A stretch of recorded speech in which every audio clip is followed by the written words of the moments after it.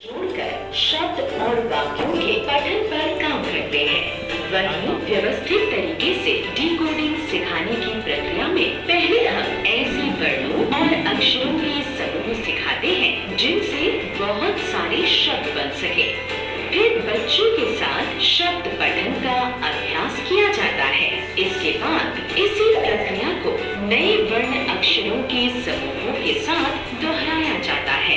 इस तरीके को बच्चों के लिए उपयोगी माना गया है क्योंकि इसमें शब्द पढ़ने की प्रक्रिया सारी वर्ण मात्राओं को सीख लेने के बाद शुरू नहीं होती बल्कि साथ साथ चलती है।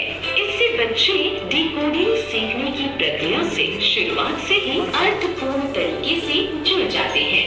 आइए अब देखते हैं कि कक्षा में डिकोडिंग की प्रक्रिया कैसे करवाई जा सकती है।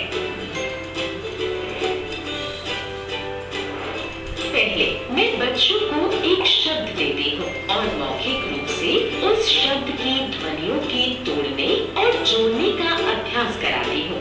फिर मैं बच्चों से उसकी पहली ध्वनि पूछती हूँ। उसके बाद मैं वह शब्द बोर्ड पर लिखती हूँ और वर्ण पर गोला लगाती हूँ। मैं बच्चों को ऐसे एक दो शब्द और देती हूँ। उसके बाद मैं बच्चों को दीवारों पर लगी प्रिंट सामग्री में वह वर्ण ढूंढने को कहती हूँ।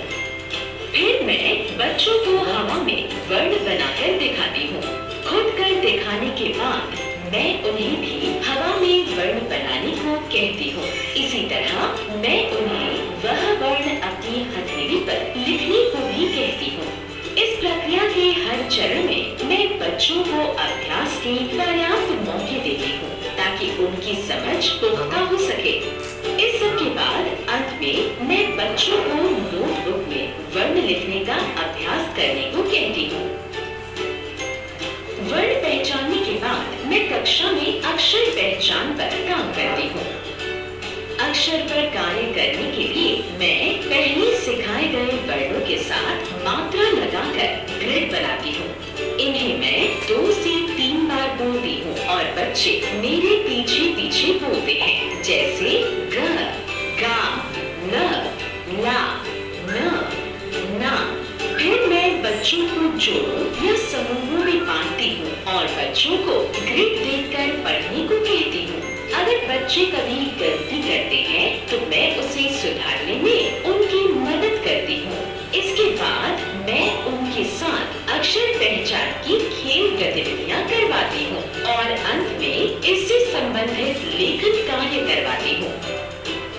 इसके बाद मैं बच्चों के साथ वर्णों और अक्षरों को जोड़कर शब्द पढ़ने एवं लिखने के कौशल पर काम करती हूँ। पहले मैं बॉक्स बनाकर उसमें अक्षरों को अलग अलग करके लिखती हूँ।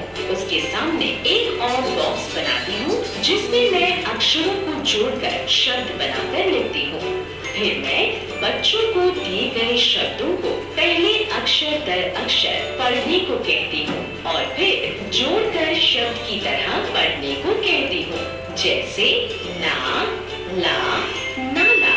ऐसे 2-3 शब्दों के साथ करने के बाद मैं बच्चों को किताब से जोड़ों में बारी बारी से पढ़ने को कहती हूँ।